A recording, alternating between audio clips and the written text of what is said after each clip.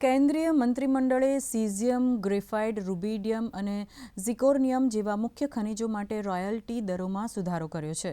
આ અંગે કેન્દ્રીય મંત્રી અશ્વિની વૈષ્ણવે જણાવ્યું હતું કે આનાથી ખનિજ બોક્સરની હરાજીને પ્રોત્સાહન મળશે અને સ્થાનિક ઉત્પાદનમાં વધારો થશે અને લિથિયમ, ટંગસ્ટન અને નિયોબિયમ જેવા મહત્વપૂર્ણ ખનિજોની આયાતમાં ઘટાડો થશે, જેનાથી ભારતમાં રોજગારીની વધુ તકો ઊભી થશે. ઉપરાંત નિકાસકારો માટે નવી ક્રેડિટ એશ્યોરન્સ યોજનાને મંજૂરી આપી છે, જે એમએસએમઈ સહિત નિકાસકારોને 100% ક્રેડિટ ખાતરી પૂરી પાડે છે. આ યોजना 20,000 કરોડ સુધીની વધારાની ક્રેડિટ પૂરી પાડશે. तीसरा फैसला लिया गया, क्रिटिकल मिनरल्स प्रोडक्शन. कुछ क्रिटिकल मिनरल्स देश में ऐसे हैं अवेलेबल जिनके रॉयल्टी के स्ट्रक्चर को चेंज करने की ज़रूरत थी. बहुत ज़्यादा हाई रॉयल्टी इम्पोज करके रखी हुई थी, उनको रिड्यूस किया गया.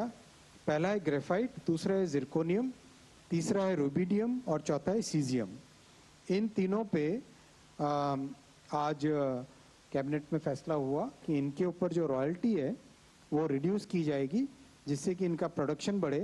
और ये सारे के सारे ऐसे एलिमेंट्स हैं जिसका देश में बहुत उपयोग है, खासकर electric vehicle industry, electronics manufacturing industry और स्ट्रैटेजिक सेक्टर्स में, सब में इनका बहुत उपयोग है.